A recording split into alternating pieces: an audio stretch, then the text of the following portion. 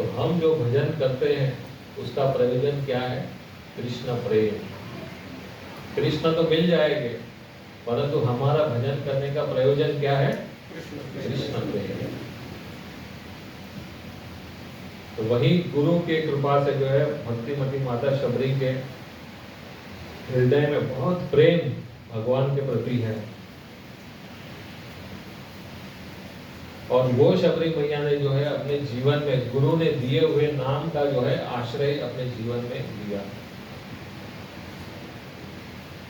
अब तो हम नाम तो पहले ही लेते हैं।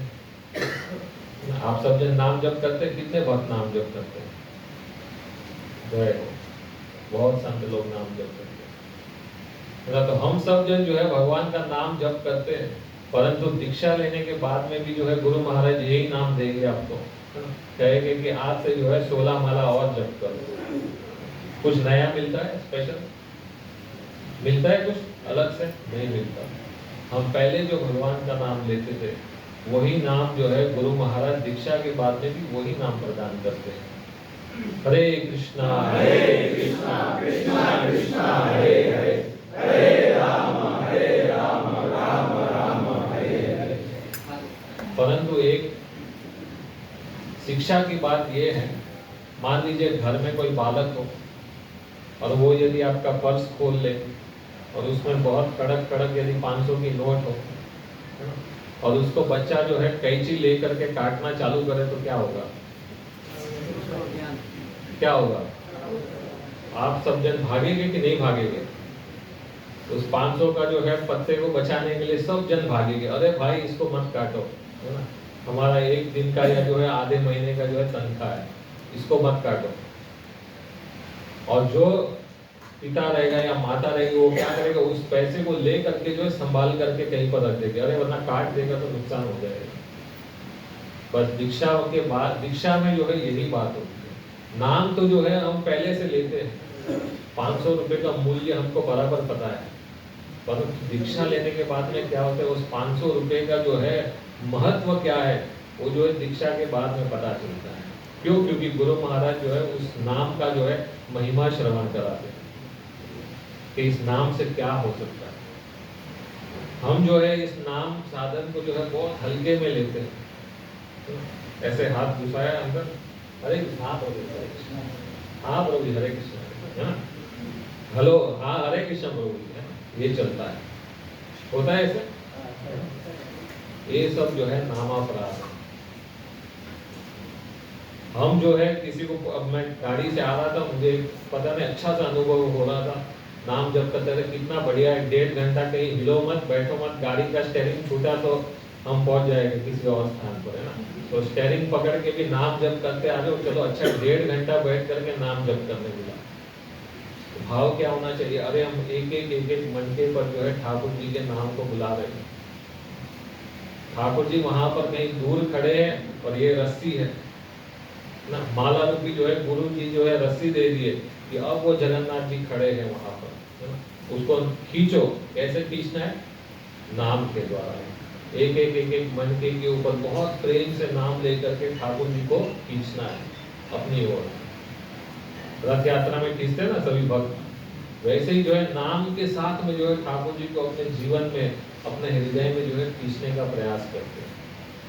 शबरी मैया भी जीवन में जो है केवल यही कार्य किया। क्या कार्य किया?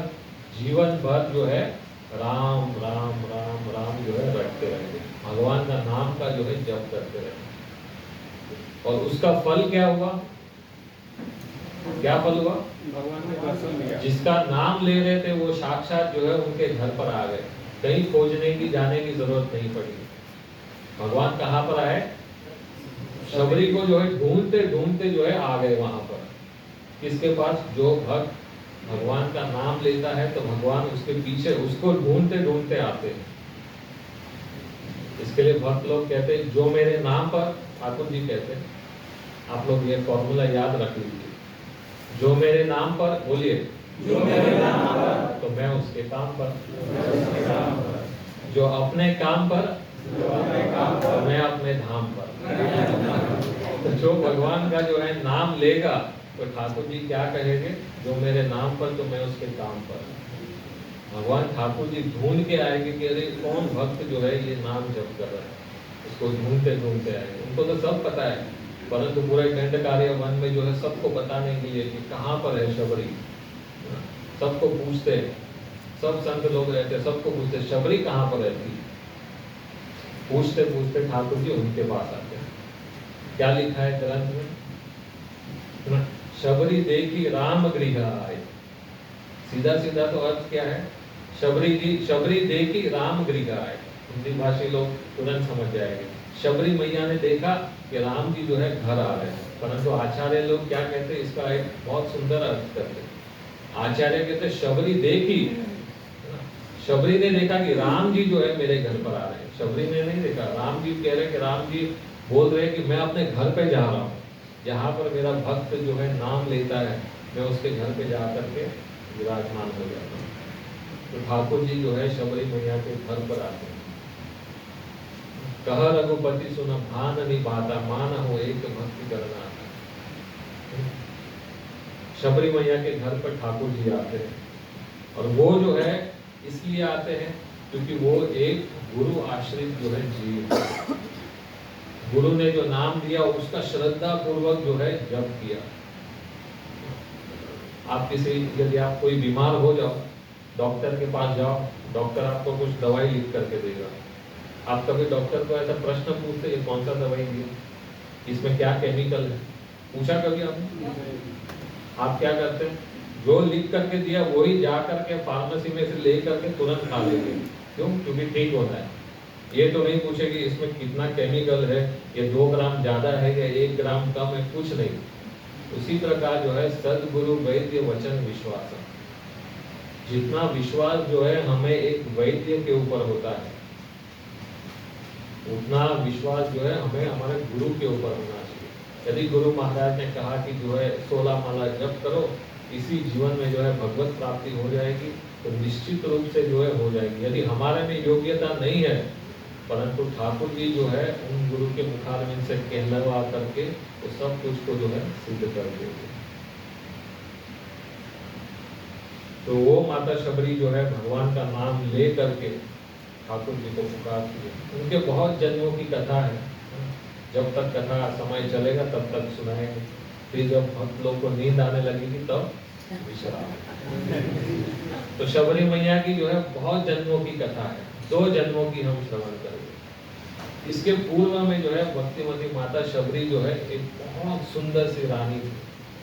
उच्च कुल में जन्म, राजा के साथ में विवाह, और इतना बढ़िया उसके राज्य का वैभव, उनके परिवार का वैभव, इतना जो है वैभव, धन संपत्ति था। परंतु ये रानी जो थी उसको साधु लोग बहुत पसंद थे, वैष्णव लोग बहुत पसंद थे। तो कहीं पर भी जो है कोई साधु संत दिखे तो जाकर के सत्संग करने जाए, परंतु राजा जो था उसको कुछ ये सब पसंद नहीं था, साधु जी ये कौन है सब। परंतु रानी में बहुत श्रद्धा थी, तो रानी जो है जाकर के जहाँ पर भी साधु संग हो वहां पर जाकर बैठ करके भगवान के लीला कथा का जो है श्रवण करें। राजा को ये बात पसंद नहीं था, हम इतने उच्च कुल में हैं, हम राजा हैं, तुम रानी हो, तुम यहाँ पर साधारण से साधुओं के साथ में बैठ करके कथा श्रवण करते हो, ये सब ठीक बात नहीं है। तो राजा जो है रानी को कहीं जाने नहीं देता। तो रानी प्राय बहुत दुखी रहती, कह रहे मुझे जो है कहीं पर संत समागम हो रहा है, वहां पर जाकर के कुछ कथा श्रवण करने नहीं मिल रहा है, बहुत दुख में रहती है हमेशा। एक दिन जो है प्रयागराज में कुंभ का अवसर आया। कुंभ के अवसर में क्या किया, रानी ने राजा को कहा कि देखिए बहुत सुंदर सा अवसर है, कुंभ में जाकर के स्नान करना चाहिए, मैं भी जाना चाहती हूँ। तो राजा जो था उसने कहा कि रानी यदि जाएगी नहाने के लिए तो बहुत सारे साधु लोग होंगे, सब देखेंगे। तो रानी के लिए जो है राजा ने एक बहुत सुंदर सा एक घाट बना दिया, चारों तरफ जो है पर्दे लगा दिए, जिससे जो है रानी जाकर के स्नान कर सके। रानी आई प्रयाग में, जैसे ही देखा कि राजा ने जो है इतनी सुंदर व्यवस्था कर दी है, वहां पर दूर जो है सब साधु लोग स्नान कर रहे, और हमारा स्नान करने का जो है स्थान बहुत दूर रखा है, किसी संत के जो है वैष्णव के जो है दर्शन भी नहीं होंगे। रानी बहुत दुखी हो गई। किसी संत के जो है दर्शन नहीं हुए। इतनी रोने लगी तो सब पंडाओं ने कहा कि क्या हुआ रानी, अब रो क्यों रही हो? कहे कि एक ही अवसर था, ये कुंभ के अवसर में हजारों लाखों साधु लोग आते हैं, तो मैं जो है सब साधुओं के दर्शन करती, उनका जो है संग करती, परंतु मेरा दुर्भाग्य देखिए कि मेरे इस उच्च कुल में जन्म लेने के कारण, धन संपत्ति के कारण, मेरे सुंदर रूप के कारण जो है मुझे यहाँ पर किसी संत का जो है दर्शन नहीं हो रहा है। चारों ओर जो पर्दे रखे हैं, कहीं पर साधुओं के दर्शन नहीं हो रहे। बहुत दुखी होकर के रानी जो है विलाप कर करके रोने लगी।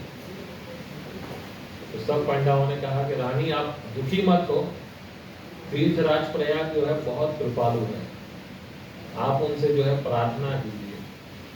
यदि आप जो है आत्म भाव से जो है यदि प्रार्थना करेंगे तो अवश्य जो है तीर्थराज जो है आपकी प्रार्थना को सुनेंगे और आपको जो मन वांछित फल चाहिए वो आपको प्राप्त हो जाएगा।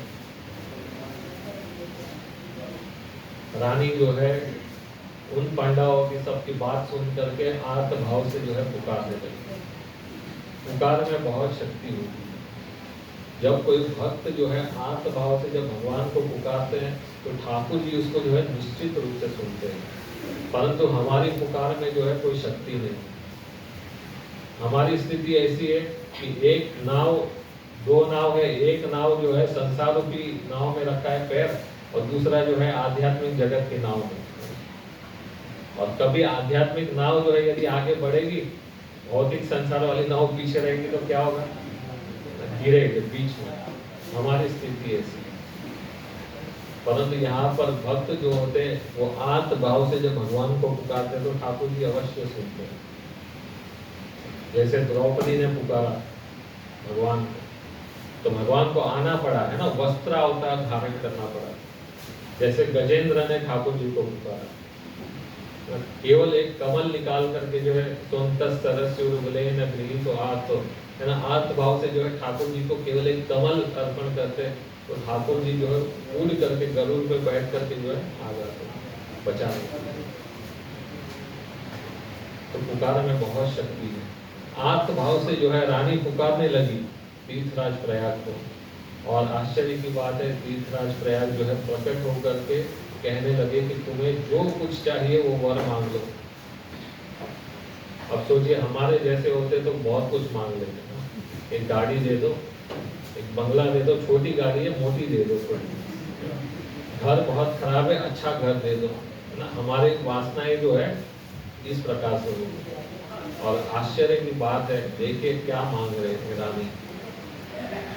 रानी जो है तीर्थराज प्रयाग के सामने जो है अपनी विनती प्रकट करती है और क्या कहती है कि हे तीर्थराज प्रयाग जी, इस जन्म में तो जो है इस सुंदर रूप के कारण जो है मुझे किसी भी साधुओं का जो है दर्शन नहीं हुआ, उनका संग नहीं कर पा रही हूँ। ऐसी कृपा करो कि जीवन में जो है सबसे कुरूप व्यक्ति बन जाओ, इसका कोई अगला जन्म मिलेगा तो सबसे कुरूप व्यक्ति बन जाओ। कहा कि ये धन के कारण, इस धन के कारण जो है मैं किसी साधुओं के वैष्णवों का दर्शन नहीं कर पा रही हूँ, तो मुझे जो है इसके बाद में यदि कोई जन्म मिले तो मुझसे सबसे है ना दुनिया का सबसे निर्धन व्यक्ति बना देना। अब तीर्थराज प्रयाग सोचे कोई पहली बार ऐसा मिल गया हमें, कोई मिलता तो जो है संसार की सारी, संसार में क्या चाहिए लोगों को, एक तो धन चाहिए और सुंदर रूप चाहिए।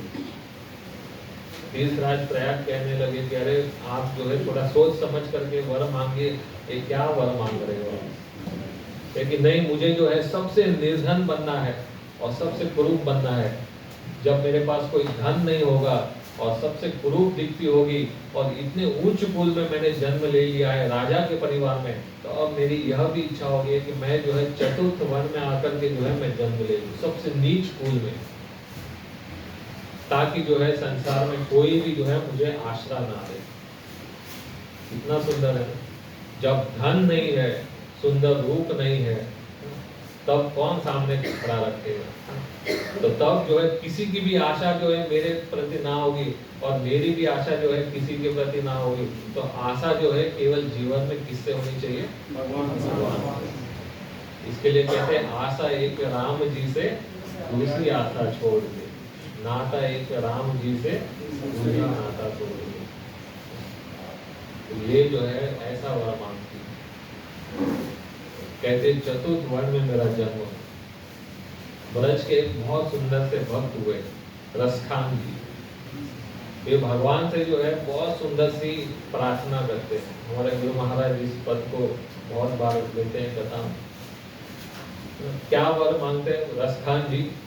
रसखान जी जो है भगवान से कहते हैं कि मानुष हो तो वह रसखान, यदि हे विधाता हे कृष्ण, यदि जो है आप यदि कृपा करो, यदि मेरा कोई ऐसा भाग्य हो और यदि जो है मुझे मनुष्य शरीर प्राप्त हो, तो हे कृष्ण आप इतनी कृपा करना कि मेरा जन्म जो है गोकुल के किसी गांव में हो जाए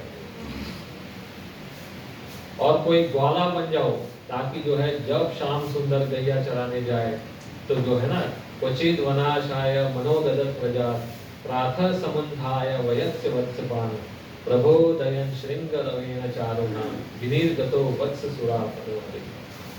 विनिर्गतो भगवान जो है अपने पुंगी से बुला करके जो है सब सखाओं को बुलाते, चलो चलो गैया चराने जाना है। तो ताकि जो है मैं भगवान की जो है सखा मंडली का जो है कोई सखा बन जाओ, यदि आप विधाता कृपा करो तो ऐसा कोई शरीर दे देना। यदि मान लीजिए हमारा इतना सौभाग्य नहीं है, तो कहते हैं जो पशु हो तो कहाँ बस मेरो। यदि मान लीजिए मैं मनुष्य शरीर ना प्राप्त हो, यदि मैं कोई पशु योनि में चला जाऊं, तो क्या करना है हे श्याम सुंदर? तो कहते हैं जो पशु हो तो कहाँ बस मेरो, चलो नित्य नंद के धेनु उदाहरण। यदि कोई पशु भी बन जाओ तो वही कृष्ण की जो है कोई गैया बन जाओ, ताकि जो है कृष्ण जब चराने जाए तो उनके साथ में गैया बना करके मैं भी जो है चराऊं उनकी सब गैयाओं के साथ, और कृष्ण जो है मुझे चराए। चलो और कोई जो है भाग्य जो है और खराब हो या और कोई अवसर मिले, तो कहते हैं पाहन हो तो वह गिरी को यो हरिछत्र पुरंदर धारो।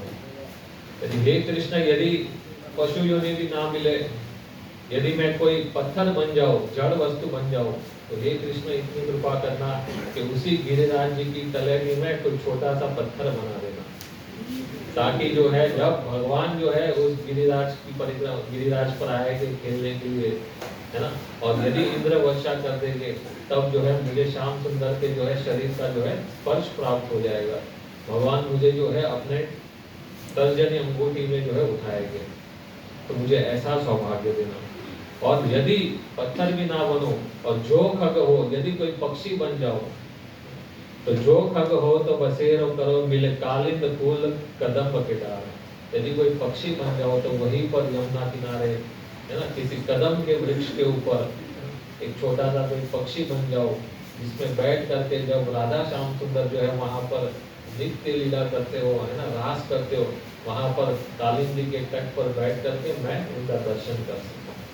इतना सुंदर भाव। सब भक्तों के हृदय में ऐसा ठाकुर जी के प्रति भाव होना चाहिए। रानी का भी ऐसा ही भाव है, चाहे कोई भी योनि में बन जाओ, परंतु ये 3 प्रकार की कृपा कर दो, तो वही रानी जो है दूसरे जन्म में भक्तिमती माता शबरी बनी। उन्होंने अपने शरीर को उसी त्रिवेणी संगम में छोड़ दिया। और अब संत लोग के समाज में और एक कथा बहुत प्रचलित है। एक साधु थे, पृथ्वी पर बहुत सुंदर सी कथा करते हैं। तो साक्षात लक्ष्मीपति जो है वैकुंठ छोड़ करके उन साधुओं की कथा में आकर के बैठने के लिए, कथा श्रवण करने के लिए आ जाते हैं। जब कथा श्रवण करते तो बहुत आनंद आता है ठाकुर जी को, और फिर चले जाते, प्रसादन मिला और फिर चले गए सब जन, फिर अगले संडे। तो वैसे ठाकुर जी जो है जब वो संत की कथा हो, कुछ कीर्तन हो, तो भगवान जो है अपने वैकुंठ को छोड़ करके जो है कथा श्रवण करने आ जाते हैं। अब लक्ष्मी जी सोचे कि ठाकुर जी बिना बताए कहाँ पर जा रहे हैं। हम भी बाहर निकलते तो पहले हेड ऑफिस में पहले पूछना पड़ता है, हम जा रहे हैं आज आबू धाबी, है ना। पत्नी को बोले बिना यदि जाओगे तो दिक्कत है, 1000 प्रश्न का उत्तर देना पड़ेगा। कहाँ जा रहे हो, कब आओगे, कैसे जा रहे हो, प्रसाद लेकर के आओगे, नहीं, सब कुछ प्रश्न जो है सामने होगा। लक्ष्मी जी भी पूछ रहे हैं, ठाकुर जी आप बताते नहीं हो, अचानक से गायब हो जाते, साथ में बैठे, जैसे कथा का समय हुआ गायब। भगवान ने कहा छोड़ो लक्ष्मी जी, आप ये सब बातें मत पूछा करो, हम ऐसे ही जा रहे। नहीं, आपको बताना पड़ेगा कहाँ जा रहे हो आप। अरे कहीं नहीं, बस ऐसे ही नहीं, आप ऐसे तो कहीं पर नहीं जाते, आपको बताना पड़ेगा, बताओ। अब जब माता जी लोग हट कर ले तो प्रभु जी को बताना पड़ेगा। लक्ष्मी माता ने जो हट कर लिया कि कहाँ पर जा रहे हो, तो हट के कारण ठाकुर जी ने कहा मेरा एक भक्त है, बहुत सुंदर सी कथा करता है, तो कथा श्रवण करने के लिए मैं जाता हूँ। लक्ष्मी जी ने कहा ठाकुर जी आप अकेले अकेले जाते हो कथा श्रवण करने के लिए, हम भी आपके साथ में चलेंगे। ठाकुर जी ने कहा कि देखो लक्ष्मी जी, हमारा भक्त जहाँ पर कथा करता है वो कुटिया बहुत सुंदर नहीं है, वहां पर बैठने के लिए आसन भी नहीं है ना, माइक तो है ही नहीं वहां पर, कुछ नहीं है। लक्ष्मी जी ने सोचा इतने वैरागी संत के वहां पर जाकर के आप कथा सुनते हो, हम भी चलेंगे। लक्ष्मी जी को कहा कि देखो आप लक्ष्मी जी हो, वहां पर आसन नहीं है, कुछ नहीं है, कहाँ बैठोगे। अब लक्ष्मी जी ने कहा यदि आप श्रवण करने के लिए जा रहे हो तो हम आपके छोड़ के कैसे यहाँ पर रहे, हम भी चलेंगे। लक्ष्मी जी भी जो है जिद करके पहुंच गए कथा श्रवण करने के लिए। कथा श्रवण किया, बहुत आनंद आया। बाद में जो है भगवान से लक्ष्मी जी ने कहा देखो इतनी सुंदर कथा कही, एक काम करो संत को कहो कि हमारे घर कभी आए प्रसाद लेने के लिए। तो भगवान ने कहा अरे छोड़ो, हम कुछ नहीं बुलाना है उनको, वो यहीं पर ठीक है ना। क्यों? क्योंकि साधु गोली अग्नि जल उनकी उल्टी रीत, परशुराम बच के रहो थोड़ी कीजिए प्रीत। साधु की ना गोली पता नहीं कब चल जाएगी, और साधु भी कब, अभी तो बहुत अच्छे लग रहे हैं, कब उनका जो माथा पड़क जाएगा पता नहीं। साधु गोली अग्नि और जल उनकी उल्टी रीत, उनसे अधिक प्रीत भी नहीं करना चाहिए। अधिक प्रीत करोगे तो जो है वैष्णव अपराध बनना चालू हो जाएगा। तो लक्ष्मी जी ने कहा बोलो इन साधुओं को वहां पर बुलाने के लिए। भगवान ने कहा छोड़ो यहीं पर ठीक है, प्रसाद खा करके सब मस्त। नहीं उनको बुलाइए। तब जो है भगवान ने हाथ जोड़ करके जो है निमंत्रण दिया साधु को कि आप थोड़ा हमारे घर चलिए थोड़ा प्रसाद के लिए। वो साधु ने कहा देखो प्रभु आपके वहां पर कैसे जाए, यदि वहां पर जाना है तो शरीर छोड़ना पड़ेगा। अब हम मरना चाहते नहीं है इतना जल्दी, इतना भगवान के धाम में जाना है तो स्व शरीर थोड़ी जाएगी। तो है कि आपके वहां पर प्रसाद खाने के लिए खतरा अधिक है ना, शरीर छोड़ना पड़ेगा। भगवान ने कहा कि नहीं आप चिंता मत कीजिए, गरुड़ जी के ऊपर बिठा करके आपको लेके जाएंगे, कोई दिक्कत नहीं, आप आइए। अब संत भगवान मान गए कि हम प्रसाद के लिए आएंगे। लक्ष्मी जी ने बहुत सुंदर व्यवस्था कर दी, 56 प्रकार के भोग बनाए, बहुत सुंदर सा जो है सोने के थाल में सब प्रसाद को सजाया। और जो है संत भगवान जब आए तो भगवान जो है साधुओं का बहुत सम्मान करते। जिस आसन पे ठाकुर जी बैठते वहां पर संत को बिठाते, चरण धोते हैं और फिर प्रसादम के लिए जो है सोने का जो है थाल लेकर के आते हैं। अब जैसे सोने का थाल देख करके साधु ने देखा अरे ये क्या लेके आई लक्ष्मी जी तुम, ये सोने का थाल, हम जो है इतने बड़े वैरागी है, हम सोने के थाल बिल में नहीं खाते, हटाओ इसको। लक्ष्मी जी सोचे बहुत ऊंचे कोटि के भक्त, देखो सोने के थाल में नहीं खाते, किसमें खाएंगे, चांदी के? नहीं चांदी के पत्तल में खाएंगे हम, पत्तल। और लक्ष्मी जी सोचे कि वहां पर वैकुंठ में कहाँ पत्तल ढूंढने जाए, तो ये चिंतामणि है ना, सहस ये तो चिंतामणि धाम है, यहाँ पर कहाँ पत्तल मिलेगा। जैसे तैसे जो है जुगाड़ करके पत्तल लगाया और फिर जो है एक के बाद में एक मिठाइयाँ चालू की। आज मिठाई बनी है रसगुल्ला, गुलाब जामुन, चमचम, खीर, मालपुआ, सब प्रकार की मिठाई जो है चालू हुई। और साधु इस मिठाई को खा करके बहुत प्रसन्न हो गया, आज तो जो है चकाचक माल मिला है, तो खा करके बहुत प्रसन्न हो गए। और फिर जो है जब बाद में जो है थोड़ी देर बाद में जो है कढ़ी चावल की बारी आई। जैसे कढ़ी चावल देखा तो जो है साधु बहुत गुस्से में आ गए, अरे ये कढ़ी चावल साधुओं को खिला रहे हो, ये तो कच्चा धन है, इसको हम इसको नहीं खाते, हटाओ इसको। अब लक्ष्मी जी का जो है माथा जो है गर्म हो गया। एक तो पहले जो है पत्तल के लिए इतना भगवाया, अब जो है कह रहे कढ़ी चावल हम नहीं खाते, जीवन भर जो है हमारा भजन करते हैं, चरणामृत पीते और वैकुंठ में आकर के कहते हैं कि हम कढ़ी चावल नहीं खाएंगे। इतना गुस्से में आ गए लक्ष्मी जी, उन्होंने कहा कि जाओ मैं तुम्हें श्राप देती हूँ। साधु सोच रहे अरे इतना मना करने पर जो है श्राप दे दिया, आप प्रसाद में कोई मना मत कर देना, है ना। तो जो है इतना माथा थरका कि जाओ मैं तुम्हें श्राप देती हूँ, तुम्हें जीवन भर जो है कभी अन्न प्राप्त नहीं होगा। अब साधु सोचेंगे देखो एक तो हमको वैकुंठ बुलाया, ऊपर से श्राप दे दिए, परंतु साधु ने कहा कि आपने जो सोच समझ करके जो है मुझे श्राप नहीं दिया। अन्न किसको खाना है, जीवन भर मिठाइयाँ खाएंगे, दूध पिएंगे, फल खाएंगे, सोच समझ करके श्राप देना चाहिए। आपने परंतु किसी साधु को घर पे बुला करके जो है ऐसा अपराध कर दिया, जाओ मैं भी तुम्हें श्राप देता हूँ। अब साधु ने श्राप दिया कि जाओ तुम्हारा जन्म जो है नीच कुल में जाकर के तुम्हारा जन्म हो जाए। और फिर दोनों एक दूसरे को श्राप दे करके दोनों रोने लगे। अब ठाकुर जी वहां पर बैठ करके मुस्कुरा रहे, तो हमको जो कार्य करना था वो हो गया, क्योंकि सूत्रधार तो जो है कृष्ण है। अब सोचे कि अब जो है साधु भी रोने लगे, लक्ष्मी जी भी रोने लगे। अब जो है साधु हृदय में वैष्णव जन, गुजराती हमारे नरसिंह मेहता के, वैष्णव जन तो देने कहिए पीर पराई जान है। वैष्णव उसी को कहते हैं जो दूसरे की पीड़ा को देख करके स्वयं दुखी हो जाए। दूसरा यदि दुखी हो और हम भी जो है बहुत प्रसन्न हो रहे, मजा आ गया बहुत ना, तुम हमको नीचे गिराना चाहते तुम ही गिर गए, जो ये कहेगा वो वैष्णव नहीं है। वैष्णव तो वो है जो सामने वाला दुखी है, तो ये व्यक्ति भी जो है उसके दुख को देख करके वो भी जो है दुखी हो जाए, उसको वैष्णव कहते हैं। अब ये साधु जो है दुखी हो गए कि अरे मैंने जो है लक्ष्मी जी को बहुत श्राप दे दिया, ये उचित नहीं हुआ। देखिए इतना श्राप मिलने पर भी क्या कहा कि जाओ तुम नीच कुल में तुम्हारा जन्म हो जाएगा, परंतु तुम्हारा उद्धार करने के लिए मैं ही जो है तुम्हारा गुरु बन करके अवतरित होऊंगा।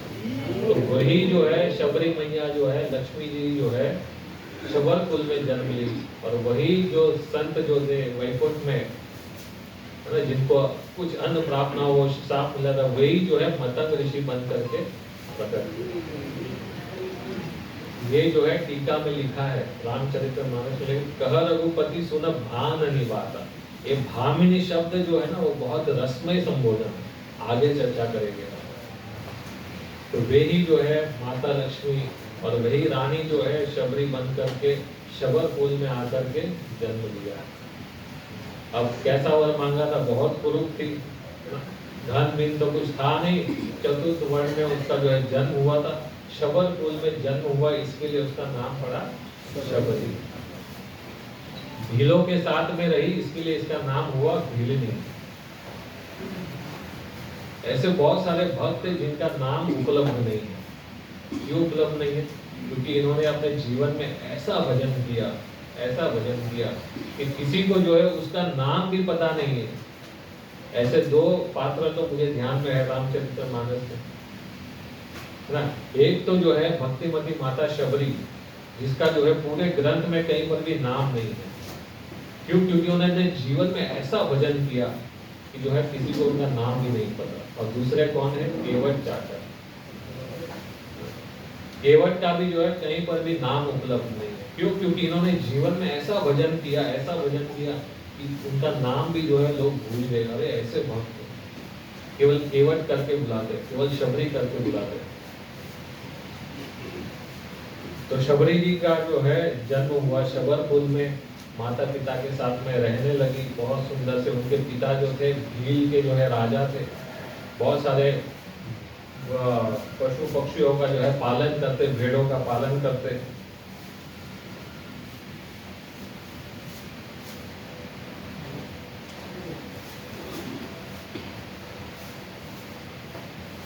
और वहां पर रहते रहते जो है पूर्व का भक्ति का संस्कार तो जो है हर एक जीव में होता है। ये भक्ति का मार्ग जो है बहुत अनोखा मार्ग है। यदि हम मान लीजिए इस संसार में आए और हमने कुछ धन संपत्ति एकत्रित कर ली, मान लीजिए 1 लाख, 2 लाख, 10 लाख, 1 करोड़ यदि आपने जमा कर लिया, और मान लीजिए शरीर छूट गया और दूसरा जब शरीर मिला तो क्या होगा? कहाँ से शुरुआत करोगे? 0 से। फिर से वही कचड़ पट्टी का काम है ना, सुबह 4 बजे 3 बजे उठ करके वहीं से लगो और फिर जो है जमा करते रहो। परंतु भक्ति मार्ग का जो धन जो है वो दिन प्रतिदिन जो है बढ़ते रहता है। वो कभी घटता नहीं। इसके लिए मीरा जी एक पद में कहते पायो जी मैंने राम रतन धन पाई, चोर न लूटे खर्च न कूटे, दिन दिन बढ़त सहाय। ये ऐसा धन है जिसको कोई चोर लूट करके नहीं ले जा सकता, और वो दिन प्रतिदिन जो है बढ़ते रहता है। यदि ये शरीर भी छूट गया, उसके बाद में यदि कोई शरीर प्राप्त होगा तो वहीं से चालू करोगे जहाँ पर छोड़ा था। गीता में भगवान इस बात को कहे। भगवान से अर्जुन ने एक प्रश्न पूछा, बहुत सुंदर। अर्जुन पूछते प्रभु यदि कोई आपका भक्त है और उसने जो है आपका भजन करते करते मान लीजिए कुछ समय तक के लिए आ गया, और आने के बाद में जो है उसने इस भजन मार्ग को छोड़ दिया, तो ऐसे भक्त का क्या होगा? अर्जुन प्रश्न पूछते ठाकुर जी से। भगवान कितना सुंदर उत्तर देते गीता में। गीता में भगवान कहते हे अर्जुन, मेरे भक्त का जो है पहले तो कभी नाश नहीं होता, और दूसरा भगवान कहते अथवा योगी नाम कुले भवति धीमता। मेरे उस भक्त को मैं ऐसे योगियों के घर पे, मतलब ऐसे भक्तों के घर में जन्म दे देता हूँ जहाँ पर जाकर के वो अपने भजन को जो है पूर्ण कर सके। भगवान जो है गीता में आश्वासन देते हैं। इसके लिए इस भजन मार्ग में जो है कोई घाटा नहीं है। या क्या होगा, ये शरीर छोड़िए उसके बाद में ऐसे भक्तों के घर में जन्म होगा जहाँ पर माता पिता भी भक्त है, बच्चा तो ऐसे ही स्वाभाविक रूप से भजन में लग जाएगा। तो भगवान वचन देते हैं। तो वैसे ही पूर्व जन्म के जो है संस्कार सारे हृदय में थे, और वही माता शबरी जो है घर में रह रही थी। एक दिन जो है अपने पिता ने जो है घर के बारे में बहुत सारे पशुओं को ला करके बांध दिया, और माता जो है जब शबरी की आयु तब 6-7 वर्ष की थी, तब माता जो है जो शबरी की पूरे बाल जो थे वो सब जटा बने थे, आज जो है माता बैठ करके उसके बाल को संवार रही थी, उसको मेहंदी लगा रही थी, महावर लगा रही थी, उसका श्रृंगार कर रही थी। शबरी ने पूछा भैया आज जो है मेरा इतना श्रृंगार क्यों हो रहा है, और घर में इतने सारे मेहमान आ रहे हैं, और पिताजी ने बाड़े में जो है बहुत सारे पशुओं को ला करके रख दिए, ये सब क्या हो रहा है? तो माता ने कहा अरे तुम बहुत भोरी हो, तुम्हें कुछ पता नहीं, अब जो है तुम्हारा विवाह होगा, इसके लिए हम सब मिल करके तुम्हें सजा रहे हैं, और ये जितने भी मेहमान जो आए हैं उन सबको जो है जितने भी पशु जो है उसको काट काट करके उसको रांध करके सबको खिलाएंगे। अब तो शबरी मैया जो है बहुत दुखी हो गई, अरे एक विवाह करने पर जो इतने पशुओं की हत्या हो जाएगी, मेरे एक विवाह के कारण पूरा दिन कुछ खा नहीं सकी, कुछ पी नहीं सकी। क्यों? क्योंकि दुखी हो गई कि इतने जीवों की हत्या होगी मेरे कारण।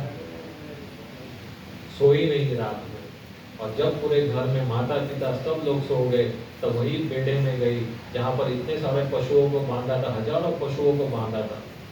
उन सब पशुओं के पास में जाकर के जब शबरी मैया ने देखा, सबके नेत्र में जो है भय था, कल जो है हम सब कट जाएंगे।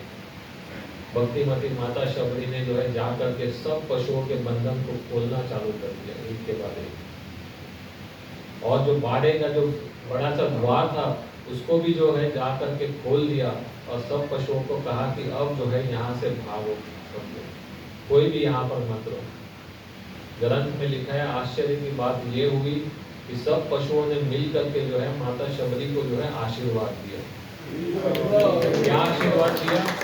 कि जिस प्रकार आपने जो है हमें इस बंधन से मुक्त किया है, उसी प्रकार जो है हे शबरी तुम्हें भी जो है इस जीवन से मुक्त करने के लिए साक्षात ठाकुर जी आएंगे। ऐसा आशीर्वाद। सारे पशु जो है वन में भाग गए, और अब माता शबरी सोचने लगी कि यदि यही इसी घर में रहूंगी तो निश्चित रूप से जो है फिर कल पिताजी और पशुओं को बांध करके लेके आएंगे, उससे तो बेहतर है इस घर को ही छोड़ करके भाग जाओ। तो शबरी मैया जो है अपने इस घर को छोड़ करके जो है भागने लगती है। भागते भागते भागते जो है कहाँ पर जा रही है? बहुत दूर, पूरी रात भागते रहती है।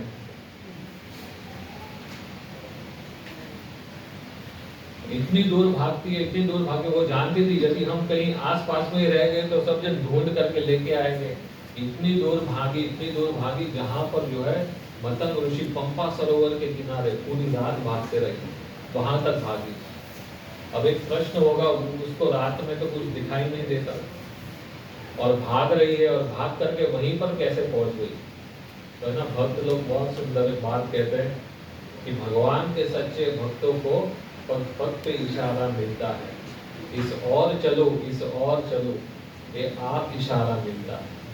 भगवान के सच्चे भक्तों को पग पग पे इशारा मिलता है। जैसे कि श्रील प्रभुपाद जी, श्रील प्रभुपाद जी कितने 70-75 की आयु में जो है अमेरिका गए। कितने रुपए लेकर के गए? 40 रुपए लेकर के। अब ये बताइए सब भक्त आप हमें कि प्रभुपाद जी को पता था कि जब अमेरिका पहुंचेंगे तो हमें किस दिशा में जाना है। कोई रिसीव करने आपके लिए तो कंपनी का गाड़ी आ जाता है ना एयरपोर्ट पर। इंडिया जाएंगे तो परिवार वाले अरेंज कर देंगे गाड़ी और फिर जाएंगे आप। प्रभुपाद जी के लिए कोई नहीं था वहां पर। मुझे लेफ्ट जाना है, मुझे राइट जाना है, कुछ नहीं पता। केवल गुरु महाराज ने क्या कहा था, केवल आपको विदेश में जाकर के प्रचार करना है। तो ये बात यहाँ पर सिद्ध होती है कि भगवान के सच्चे भक्तों को पग पग पे सहारा मिलता है। इस और चलो, उस और बचो, ये आप इशारा मिलता है। ना धन, ना बल, ना साथी हो, दुश्मन सारा संसार बने। जब सब द्वारे हो जाए बंद, तब हरि का द्वार खुलता है। भागते रही, भागते रही, भागते रही। कहाँ पर भागी? वहां तक भागी जहां पर मतंग ऋषि पंपा सरोवर के किनारे में सब ऋषि मुनि लोग विराजमान थे। वहां तक भागते गए और भागते भागते क्या सोची, सुबह जब भोर हुई तो भोर में देखा कि यहाँ पर तो जो है बहुत सारे ऋषि मुनि लोग हैं। कोई यज्ञ कर रहा है, कोई स्नान करके आ रहा है, कोई वेदों के मंत्रों का उच्चारण कर रहा है, कोई कथा कर रहा है, कोई कीर्तन कर रहा है। सब कुटिया बनी है, प्रण कुटी। देख करके तो बहुत हृदय प्रसन्न हो गया। पूर्व की जो स्मृति थी, जो साधुओं का संग करना था, वो सारी बातें जो है हृदय में स्फुरित हो गई। मैं बहुत सही ठिकाने पर पहुंच गई। मुझे तो इन्हीं साधुओं के साथ में रहना है। परंतु अब सोचने लगी, इन साधुओं के साथ में मैं कैसे रहूंगी। ये तो इतने उच्च कोटि के संत है और मैं तो बहुत नीच कोटि की व्यक्ति हूँ। चतुर्थ वर्ण में मेरा जन्म हुआ, उसमें इतनी पुरुष और उस पर एक स्त्री। मैं जो है यहाँ पर इन सब साधुओं के साथ में रहने के योग्य नहीं हूँ। रोने लगी कि अब जो है इनका संग कैसे करूं। तब वहां पर शबरी मैया सोचती है कि मैं जो है यहाँ पर इन सब साधुओं के संग में तो मैं रहूंगी नहीं, कोई मुझे आश्रय तो देगा नहीं, परंतु मुझे ही जो है कुछ करना पड़ेगा। क्या करना पड़ेगा? मुझे जो है इन सब साधुओं की जो है कृपा चाहिए। कृपा चाहिए ना सबको। एक भक्त दूसरे भक्त से मिलता है तो क्या कहता है, प्रभु थोड़ा कृपा करो। क्या कहता है? थोड़ा कृपा करो। यदि 5-10 रुपए में मिल जाए तो हम सबको बांटते हैं ना, कृपा। भगवान भी बांटते। एक भक्त दूसरे भक्त से कहते हैं, प्रभु थोड़ा कृपा करो। ये कृपा शब्द के अंदर ही जो है कृपा का रहस्य छुपा है ना। पंजाबी लोग होंगे तो कैसे बोलते हैं? कृपा। ये कृपा शब्द के अंदर ही जो है कृपा का गूढ़ रहस्य छुपा है। कर और पा, उसको क्या कहते हैं? कृपा। तो तू क्या कर? तू सेवा कर। और जब तू सेवा करेगा तब जाकर के तू उस चीज को पाएगा। कर और पा। तो मेरे में तो कोई योग्यता है नहीं कि मैं इन साधुओं के लिए कुछ कर सकूं, परंतु मैं बहुत नीच कुल में मेरा जन्म है। तो मैं जो है किसी के जो है सिर पर जो है बोझा नहीं बनना चाहती। मैं इन सब ऋषि मुनि की जो है सेवा करूंगी। क्या सेवा करूं? मैं अपने हाथों से जो कुछ सेवा बन पड़े मैं इन सब ऋषि मुनियों के लिए करूंगी। ये हृदय में निश्चय किया और अब जो है उसने अपने जीवन का सेवा वाला जो भाव जो था वो करना चालू किया। कैसे किया? जैसे श्रील नरोत्तम दास ठाकुर करते हैं। राधा गोकुलानंद मंदिर के वहां पर लोकनाथ गोस्वामी रहते। आप गुरु वंदना में कहते हैं ना, लोकनाथ लोकेरा जीवाना, है ना। ये लोकनाथ गोस्वामी जो है राधा गोकुलानंद मंदिर में रहते वहीं पर। बहुत वृद्ध थे, किसी की सेवा नहीं लेते। नरोत्तम दास ठाकुर गए और कहे कि रूप गोस्वामी से मिल करके कहा कि मुझे दीक्षा लेनी है। रूप गोस्वामी ने कहा कि हमें तो कोई योग्यता नहीं है, परंतु लोकनाथ गोस्वामी के पास चले जाओ, बहुत अच्छे वैष्णव हैं। जैसे लोकनाथ गोस्वामी के पास गए, नरोत्तम दास ठाकुर ने प्रणाम किया। नरोत्तम दास ठाकुर ने कहा कि लोकनाथ गोस्वामी आप मुझे दीक्षा दे दीजिए। लोकनाथ गोस्वामी ने कहा भागो यहाँ से, यहाँ पर खड़े मत रहो, भागो जल्दी। नरोत्तम दास ठाकुर ने कहा कि अरे मैं तो सोचा था बहुत विनम्र भक्त हो गए, है ना, परंतु ये तो है ना, कहे कि यहाँ पर खड़े मत रहो, जाओ यहाँ से। खड़े भी नहीं होने दिया।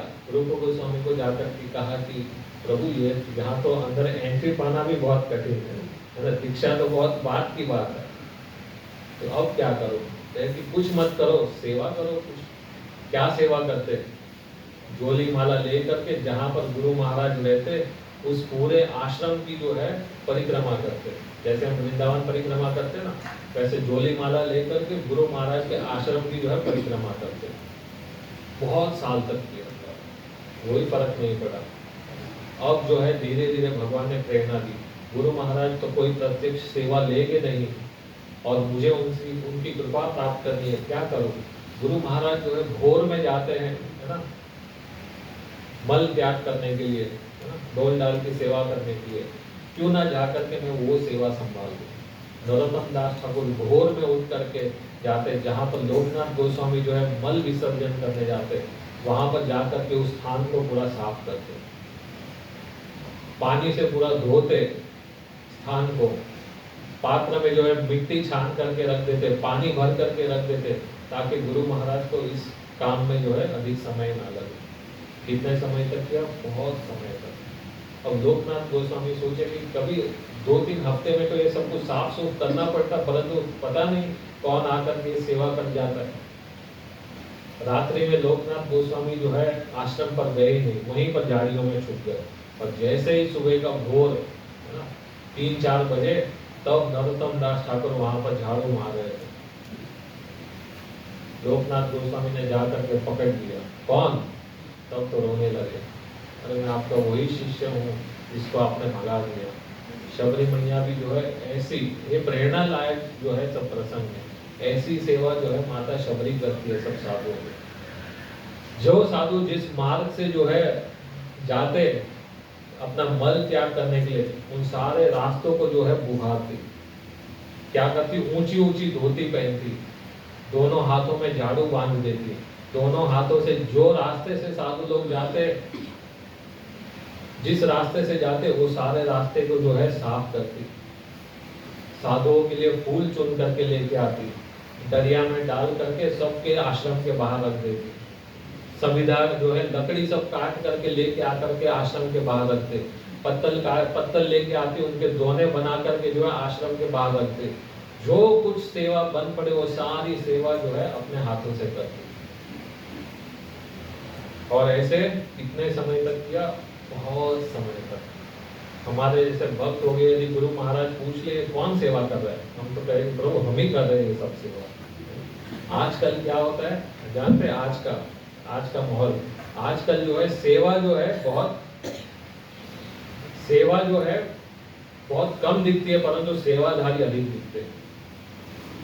समझे बात? सेवा बहुत कम दिखती है परंतु सेवाधारी बहुत दिखते हैं। परंतु यहाँ पर उल्टा हो रहा है, यहाँ पर सेवा तो बहुत दिख रही है परंतु कौन सेवाधारी है वही नहीं दिख रहा है। इतनी सेवा करके जा रही है, कौन करके जा रहा है कुछ पता नहीं। अब ये सारी बात जो है किसी के मन में नहीं खटकी, परंतु केवल एक ही भक्त के मन में बहुत ये बात खटक गई। ये कौन है ये जो हमारी सेवा कर रहा है? ये कौन चोर है उसको पकड़ो। ग्रंथ में लिखा है चोर शब्द। अब सोचिए हम ऐसा कुछ कार्य करें और आपको कोई चोर कहे तो अरे छोड़ो ये सेवा ही, हम तो चले हमारे क्या कहते हैं बेड स्पेस में। मतंग ऋषि कहे कि इस चोर को पकड़ो। क्यों चोर कहा? क्योंकि मतंग ऋषि कह रहे हैं कि ये जो है जो कोई ये कार्य कर रहा है वो धीरे धीरे जो है हमारी सेवा की चोरी कर रहा है। क्या कर रहा है? भक्तों के बीच में भी चोरी होती है, आप संभाल के रहना सबको। है ना। कोई भक्त यदि आपकी सेवा कर देगा तो आपका जो है बैंक बैलेंस में से चोरी हो जाएगा। इसके लिए कहने का तात्पर्य यह है, अपनी सेवा स्वयं अपन को करनी चाहिए, किसी और को नहीं देना चाहिए। मतंग ऋषि सोच रहे हैं कौन है जो सेवा की चोरी कर रहा है। दूसरी बात, ये जो भी सेवा कर रहा है ये धीरे धीरे जो है अब मेरे हृदय को भी जो है चुरा करके लेके जा रहा है। क्यों? क्योंकि इतनी सेवा कर रहा है परंतु सामने प्रत्यक्ष नहीं हो रहा है। और तीसरी बात, मतंग ऋषि कहते हैं कि जो भी है धीरे धीरे करके जो है हमारे इष्ट देव को भी चुरा करके ना लेके जाए। मोह ते अधिक संत कर प्रीति, है ना। मेरे से भगवान से अधिक प्रीति जो है भगवान के भगवान जो है अपने भक्तों से करते हैं, तो शायद इनको भी चोरी करके ना ले जाए। तो सब शिष्यों को कहा कि जो है अब हमें इस चोर को पकड़ना है। अब सब ने कहा गुरु महाराज हम दिन भर यहीं रहते हैं, कोई दिखता नहीं है, कौन आकर के कर जाता है। अरे दिन में नहीं आता है, वो रात में आता है, तो हमें जो है रात को जगना पड़ेगा। रात को जगना पड़ेगा, हम रात को कैसे जगे? कहे कि आप एक दिन नहीं जग सकते, वो तो सालों साल से जो है रात को जग के जो है तुम्हारी सेवा कर रहा है। एक बहुत सुंदर सा सिद्धांत है, हृदय में लिखने योग्य बात है। आप चाहे जब जितना करो या ना करो, आप गीता पढ़ो या ना पढ़ो, भागवत पढ़ो या ना पढ़ो, भगवान की सेवा करो या ना करो, परंतु यदि आपके कारण किसी दूसरे भक्त की जो है यदि सेवा बन जाए आपसे, और जिससे वो भक्त जो है भगवान की भक्ति में अग्रसर हो जाए, तो ये जो है सारे साधन जो है कभी फलीभूत होंगे या नहीं, परंतु आपकी सेवा के कारण जो है ठाकुर जी प्रसन्न हो जाएंगे। बहुत सिद्धांत युक्त बात है। इसके लिए हमारे से यदि कोई बन पड़े कि हम मान लीजिए कोई गाड़ी से आ रहे, 2-4 भक्तों को बिठा करके लेके आ गए, तो आपने तो कुछ नहीं किया, परंतु आपने क्या किया, उस जीव को ठाकुर जी से जोड़ दिया। ठाकुर जी इस बात पर बहुत अधिक प्रसन्न हो जाएंगे। अरे इस भक्त ने जो है इस भक्त की सेवा कर दी, चाहे फिर नाम जब हो कुछ हो, परंतु आपके ऊपर ठाकुर जी की कृपा अवश्य हो जाएगी। यहाँ पर ठाकुर जी के भक्तों की कृपा जो है अब शबरी के ऊपर हो रही है। क्या? सब जन रात्रि में छुप गए वहां पर, और सब जन झाड़ियों के पीछे छुप गए। जैसे ही रात्रि का समय हुआ, वहीं पर ऊंची ऊंची धोती पहन करके, कैसा दृश्य है, सिर पर टोकरी लगी है ना, जिसमें फल फूल पत्ते दोने सब रखे हैं। दोनों कंधों पर जो है संविदा का जो है गठरी भी रखा है, दोनों हाथों में झाड़ू बांधा है, और मार्ग को बुहारते बुहारते बुहारते जो है आ रही है सेवा करते करते। सब शिष्यों ने जा करके जो है जा करके उसको पकड़ लिया, और शबरी तो कांपने लगी। ये क्या हो गया आज? शबरी कांपने लगी। वहीं पर शिष्यों ने जो है रात्रि का समय था दीपक जोड़ा, और वहीं पर मतंग ऋषि जो है सबसे पहले शबरी के समक्ष आए, और शबरी के दर्शन जो है आज प्रथम बार अपने गुरु के दर्शन जो है शबरी मैया करती है, और मतंग ऋषि जो है प्रथम बार शबरी का दर्शन करते हैं। जैसे ही मतंग ऋषि को देखते हैं तो शबरी मैया के आंखों से जो है अश्रु गिरने लग जाते हैं, है ना। और उसके दर्शन करके जो है मतंग ऋषि इतने प्रसन्न हो जाते हैं कि अरे ऐसी सेवा, ऐसा दृश्य, है ना। जैसे कोई सैनिक युद्ध में जाता हो तो कैसे तैयार होके जाता है, वैसे सेवा में जाने के लिए ये जीव जा रहा है। बहुत प्रसन्न हो गए। और वहां पर जो है मतंग ऋषि जो है शबरी को एक प्रश्न पूछते हैं। कौन? जय पताका स्वामी महाराज ने एक बुक लिखा है वैष्णव के, है ना। तो वहां पर मतंग ऋषि भी पूछते हैं क्या? कौन? ये सभी जीवों से जो है गुरु महाराज कृष्ण जो है एक बार ये प्रश्न पूछते हैं कौन? तब ये नहीं कहना चाहिए कि हम जो है बिहार के रहने वाले, बहुत बड़े उच्च कुल में रहने वाले बहुत अच्छे धनी व्यक्ति है, हम धीरू भाई अंबानी है, हम इतने इंजीनियर है, हम ये फोरमैन है, हम ये चार्जर है, ये सब नहीं बोलना चाहिए। क्या बोलना चाहिए? दास। हम जो है गोपी भक्त पद कमलम दास दासानुदास। आपके दास नहीं प्रभु, आपके दासों के दास के दास के दास। वहां पर मतंग ऋषि पूछते हैं कौन? शबरी मैया बोल नहीं पाती है। शबरी मैया कहती है कि अरे गुरु जी क्या प्रश्न पूछ लिया आपने, मैं अपना परिचय आपको क्या बताऊं। न जाने कितने बार जो है 84 लाख योनियों में जन्म लिया, है ना, कितनी बार कीट पतंग कुत्ता घोड़ा क्या क्या नहीं बना। अब ये बताओ कि अब इस जीवन में जो है कैसे तरूंगा, कैसे तरूंगी यहाँ से, ये कुछ उपाय बताओ। बहुत प्रसन्न हो गए, इतने प्रसन्न हो गए तथा को भगा रहा हूँ, है ना, क्योंकि सब सेवाधारी। कितने बजे? 10 बज गए, 10 बजने वाले, 10 मिनट है। ओह बहुत समय है। हाँ 8:45 से 9:45, नहीं 7:45 से 8:45, बस 5 मिनट में समाप्त कर देंगे। मतंग ऋषि ने शबरी मैया को कहा कि जा करके जो है स्नान करके आओ। शबरी मैया जो है स्नान करके आती है, आकर के हाथ जोड़ करके खड़ी हो जाती है गुरु महाराज के सामने, और वहां पर मतंग ऋषि जो है शबरी मैया को उपदेश देते हैं। अधमते अधम अधम अतिमान, बहुत सुंदर सी चौपाइयाँ है, सब पढ़ेंगे तो और 1 घंटा चला जाएगा। वहां पर शबरी मैया जो है पूछती है कि गुरु महाराज आपके समक्ष खड़े होने के जो है योग्य तो नहीं है, परंतु मैं बहुत अधम स्त्री हूँ। सबसे बड़ा क्वालिफिकेशन क्या है जानते? मतलब इंग्लिश में कह रहे सबसे बड़ा क्वालिफिकेशन वही है, आपका कोई क्वालिफिकेशन नहीं, जो अपने आप को जो है बहुत दीन माने। इसके लिए कहते हैं यह दरबार दीन को आदर रीत सदा चल जाए।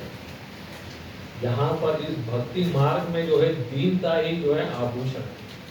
भक्ति महारानी जब श्रृंगार करती है अपना, तो जो आभूषण जो होते हैं भक्ति महारानी के, वो आभूषण क्या है जानते आप? दीनता। दीन समझते इसको कहते हैं? यदि वो एक भक्त दीन की परिभाषा बताता, मान लीजिए आपने किसी भक्त को 5 रुपए दिए, प्रभु जी 3 रुपए का सामान ले आना, ठीक है, कितने पैसे वापस आने चाहिए? 2 रुपए। वो भक्त ने कहा कि प्रभु जी 5 में से यदि 3 चले गए ना तो कुछ नहीं बचता है। आप समझे इस बात को? नहीं समझे? समझे? नहीं समझे। मतलब कोई कहे कि आपको 2 और 2 कितने होते हैं? 4। यदि सामने वाला वैष्णव कहे दे प्रभु जी 2 और 2 5 होते हैं, तो आपको जो है उसकी बात के ऊपर पूरा विश्वास करना चाहिए। यदि आपने अपनी बुद्धि लगा दी, ये देखिए बहुत स्मार्ट बन रहा है, बहुत बड़ा इंटेलिजेंट बन रहा है, तो समझ जाना कि अभी बहुत समय भक्ति मार्ग में। भक्ति मार्ग का मतलब ये है कि यहाँ पर मूर्ख बन करके रहना है। प्रभु जी आप जो कहे वो सब सही, हमको तो कुछ नहीं आता। समझ गए अभी कुछ बात? यदि आप कहेंगे प्रभु हमको आता है, मैं कर देता हूँ, तो समझ जाना अभी खतरे वाला जहाज में झेल रहे हमको, है ना। ऐसी ऐसी लहरें आएगी समुद्र में कि डूब जाएगी। तो इसके लिए आप जो कहेंगे प्रभु जी वैसे। आपको यदि ऊपर बिठाना है ऊपर बिठा दो, नीचे बिठाना है नीचे बिठा दो, जूता चप्पल रखा है वहां पर बिठाना है वहां पर बिठा दो, हम वहीं पर भी प्रसन्न हो जाएंगे। ये है दीनता। और दूसरी दीनता का परिभाषा ये है, कभी किसी भी जीव के अंदर दोष मत देखो। ये वैष्णव ने मेरे साथ में ऐसे कर दिया, इस वैष्णव ने मेरे साथ में ऐसा कर दिया, ये वैष्णव मुझसे बात नहीं करता है। ये सबको छोड़ना पड़ेगा, दीन बनना पड़ेगा। तो शबरी मैया जो है कहती है, मतंग बहुत खुश है। शबरी मैया कहती है कि प्रभु मैं तो बहुत अधम नारी हूँ, कुछ योग्यता नहीं है। मतंग ऋषि कहते हैं बस कोई योग्यता नहीं है, यही सबसे बड़ी योग्यता है। बस यहीं पर रहना और केवल जो है राम राम राम जपना।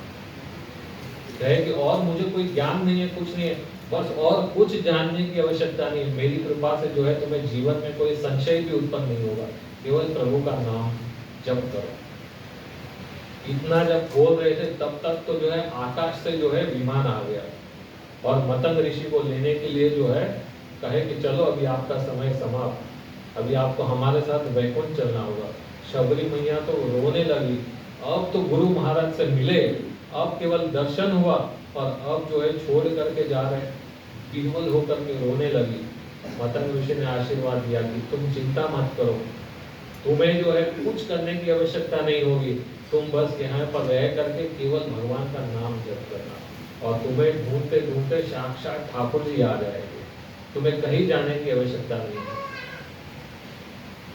और मतंग ऋषि विमान में बैठ करके चले गए और शबरी मैया वहीं पर कुटिया में बैठ करके भगवान का नाम जप करने लगी। मन में विचार आया, यदि यहीं पर रहूंगी और यदि कभी ठाकुर जी आ जाएंगे और यदि घर की ऐसी स्थिति देखेंगे तो अच्छा नहीं लगेगा, तो मैं थोड़ी सेवा कर देती हूँ। तो मार्ग को दुहाती और इसी मार्ग से आने वाले ना ठाकुर जी, तो उसी मार्ग के ऊपर फूलों को रख देती ताकि ठाकुर जी के चरणों में कोई कांटा ना चुभ जाए। और कहे कि यदि घर पे ठाकुर जी आएंगे तो कुछ फल भी देने चाहिए, कुछ खिलाना चाहिए। तो जा करके जो है बेर का फल लेकर के आती और उसको टोकरी में भरती। ग्रंथ में तो नहीं लिखा है कि शबरी मैया झूठा खिलाती, संत लोग कहते झूठे बेर खिलाती थी। क्या करती, किसी वृक्ष पे जाती, बेर का फल दिखता उसको निकालती और चखती और कहा बहुत स्वादिष्ट है, और उसको टोकरी में रख देती, बाकी के भी फल को निकाल के अंदर डाल देती। तो क्या हो गया, झूठा हो गया।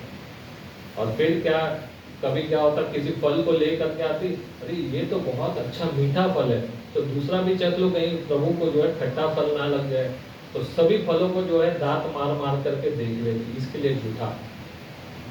और फिर क्या करती, कभी जो है फलों को लेकर के आती, अरे पता नहीं यार भोर में आएंगे या शाम में आएंगे, तो अपने मुंह में डाल करके जो लाल है ना सलाइवा थूक, उसमें लपेट लेती और फिर रख देती। अरे कब आएंगे तो शाम तक थोड़े ताजा रहेंगे। आप ये सब कार्य चालू मत करना पड़ेगा।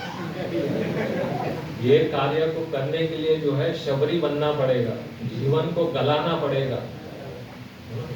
तो इसलिए जो है फलों को लाती और वहां पर टोकरी में रख देती और प्रतीक्षा करती। और हमारे जैसे भक्त हो, यदि गुरु महाराज कह दे कि थोड़ा 16 माला जप करो, तो प्रश्न पूछेगा प्रभु महाराज जी कितने समय तक करना है? शबरी मैया ने ये नहीं पूछा कि कितने समय तक नाम जप करना है। 10-15 वर्ष की आयु थी जब घर छोड़ करके सेवा में लगी थी, और अब जो है पद्म पुराण में लिखा है राम जी की प्रतीक्षा करते करते करते करते 10,000 वर्ष बीत गए शबरी मैया को। हम होते तो मैदान छोड़ करके कब के भाग गए होते। अरे कौन है, कब आएंगे पता नहीं। और कोई प्रभु जी नहीं आए तो भी फोन, अभी प्रभु कितना समय में आ रहे हो? आपने कहा 8 बजे, हम तो 10 बार पूछ ले, यहाँ पर तो कुछ पता नहीं कब आएंगे। 10,000 वर्ष बीत गए। जो इतनी नौजवान थी और पूरी टेढ़ी हो गई है ना, सारी झुर्रियां पड़ गई, दिखना कम हो गया, परंतु वृद्ध हो गई, परंतु उसकी जीवन की भक्ति की जो आशा है वो कभी वृद्ध नहीं हुई, वो नित्य नवीन जो है जवान रहे। भक्ति माला में हमेशा जवान रहती है। और वहीं पर जो है प्रतीक्षा करते करते 10,000 वर्ष बीत गए और वहीं पर भगवान राम आते हैं। सबके आश्रम में जाकर के पूछते हैं शबरी मैया कहाँ पर है, क्योंकि उस आश्रम वहां पर रहने वाले बहुत सारे ऐसे संत थे, कोई फलाहारी था, कोई दूधारी था, कोई पवनहारी था, कोई पवन खा करके जीता, कोई सब कुछ। और यहाँ पर सबके आश्रम में जाकर के पूछते अरे शबरी कहाँ पर है। शबरी के आश्रम में जाते हैं, जैसे भक्त भगवान को देखते परंतु रोक नहीं पाते। सोचा था भगवान आएंगे तो ऐसे बिठाऊंगी, ऐसे कराऊंगी, सब कुछ भूल गई।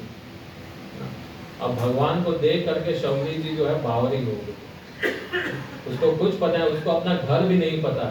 ठाकुर जी राम जी जो है उसका हाथ पकड़ कर, क्योंकि उस मार्ग में कोई नहीं आता उनके घर पर, आज पहली बार कोई आया। राम जी जो है देखा कि मेरा भक्त बावरा हो गया, राम जी शबरी जी का हाथ पकड़ करके उनकी कुटिया में लेके जाते हैं। उनको तो सब कुछ पता है। कुटिया में लेके जा करके जो है बिठाते हैं, और भगवान जो है कहीं पर भी नहीं गए मुझे भूख लगा है। परंतु जैसे ही शबरी मैया के आश्रम में गए, भगवान ने कहा कि मैया भूख बहुत लगी है, बहुत भूख। जैसे कोई बालक को खेलने जाए बाहर तो उसको भूख प्यास कुछ नहीं लगता, जैसे घर में आ जाए तो क्या होता है, उसको भूख प्यास चॉकलेट सब कुछ चाहिए, उसको बाहर कुछ नहीं चाहिए। जैसे घर में आ गए तो भगवान कहे बहुत भूख लगी है। शबरी मैया कहे कि आपके लिए बहुत सुंदर से जो है फल लाए हूँ प्रभु, चखिए, है ना। भगवान जो है एक के बाद एक फलों को चखा दिए। भगवान कहे वाह, मानस जी में लिखा है, एक एक वेद में भगवान कहते हैं आहा अति सुंदर, बहुत मीठा, बहुत मीठा, बहुत मीठा। इतना बोलते बोलते जो है सारे फलों को खाते हैं सुस्वादु फल। भगवान कहते बहुत अच्छा करके खा रहे थे, और भगवान से शबरी मैया कहे कि आपकी जो है प्रतीक्षा में आपकी सेवा नहीं कर पाई, मैं बहुत अधम नारी हूँ। भगवान कहते कोई चिंता मत करो, मैं इसी में प्रसन्न हूँ। और जैसे कोई बालक जो है, कोई बालक हो तो माता पिता को जो है अपने बालक के गुणगान गाने में बहुत प्रसन्न होते हैं। यदि आपका बेटा जो है यदि 50% में भी पास हो गया ना तो बोलने में बहुत आनंद आएगा, हमारा बेटा है ना 50% में पास हो गया, ये इतना अच्छा है, ये बहुत सुंदर है, ये इतना गाता है, सब कुछ बोलेगा। माता पिता को कितना प्रसन्नता होती है। वैसे भगवान भी जो है शबरी मैया की भक्ति को देख करके बहुत प्रसन्न हो जाते हैं। और फिर भगवान कहते हैं कि आप तो मेरी स्तुति कर नहीं पाओगे, तो मैं ही आपकी स्तुति कर देता हूँ। तो भगवान वहीं पर जो है भगवान शबरी मैया की स्तुति करते हैं और नवधा भक्ति का उपदेश देते हैं। प्रथम भक्ति संतन कर संगा, दूसरे भक्ति मम कथा प्रसंगा। ऐसे करके नवधा भक्ति का जो है भगवान शबरी मैया को नवधा भक्ति का उपदेश देते हैं। और भगवान को शबरी मैया कहती कि प्रभु यदि आप यहाँ से जाओगे तो ये नेत्र जो है देख नहीं पाएंगे कि आप जा रहे हो, तो आप जाने से पहले मैं ही जाना चाहती हूँ इस संसार से। तो शबरी मैया जो है ठाकुर जी को प्रणाम करती है और जो है भगवान को जाने से पहले ही अपने शरीर को छोड़ करके अपने धाम चली जाती है। बोले शबरी मैया की जय। आपका बहुत समय ले लिया, उसके लिए क्षमा चाहता हूँ। और बहुत बहुत धन्यवाद कि आप डटे रहे, कोई हिले नहीं यहाँ से। हरे कृष्ण। महाराज जी जो चालू कर देना है, खड़े होकर के सब लोग साथ में, कोई ये नहीं करता है कोई सी गाड़ी में जा रहे हैं या फर्स्ट क्लास में जा रहे हैं, परंतु एक भक्त का स्वभाव कैसा है कि दूसरे भक्त के प्रति जो है चिंता होने की चिंता भी करते हैं। यात्रा के समय जो है उन्होंने खाया कि नहीं उसकी चिंता कम है, परंतु ये वैष्णव ने कुछ पाया कि नहीं उसकी चिंता अधिक है। पर दुख दुखी। तो वैसे ही बहुत उनके गुणों के विषय में, उनकी कथाओं के विषय में क्या कहा जाए, साक्षात ऐसे ही लगता है कि हम भगवान का दर्शन कर रहे हैं। यदि कोई भक्त कथा सुनता होगा तो कृष्ण लीला या कोई भी लीला, इतना कठिन से कठिन विषय भी जो हो उसको महाराज जी बहुत सरल रूप से जो है समझाते हैं सबको। तो ऐसे महाराज जी का जो है अभी 75th आविर्भाव दिवस था, कुछ जगन्नाथ रथ यात्रा के दिन हम सबने मनाया। तो अभी पुष्पांजलि होगा, तो आप सब भक्त से निवेदन है कि यदि भगवान को प्राप्त करना है तो जो है वैष्णव की कृपा जो है सबको आवश्यक है। क्या है कृपा का? कर और पार। तो हम महाराज जी के लिए जो है थोड़ा कर हाथ भी होता है, तो हाथ में जो है पुष्प लेकर के कुछ अर्पण करेंगे, हमारा भावपूर्वक श्रद्धांजलि उनको, और हम भी उनसे कुछ पाएंगे। क्या पाएंगे? कृपा पाएंगे। तो हम ये पुष्पांजलि अर्पण करेंगे, आप सब भक्त सम्मिलित हो उसमें। बहुत समय ले लिया, उसके लिए क्षमा चाहता हूँ। हरे कृष्ण।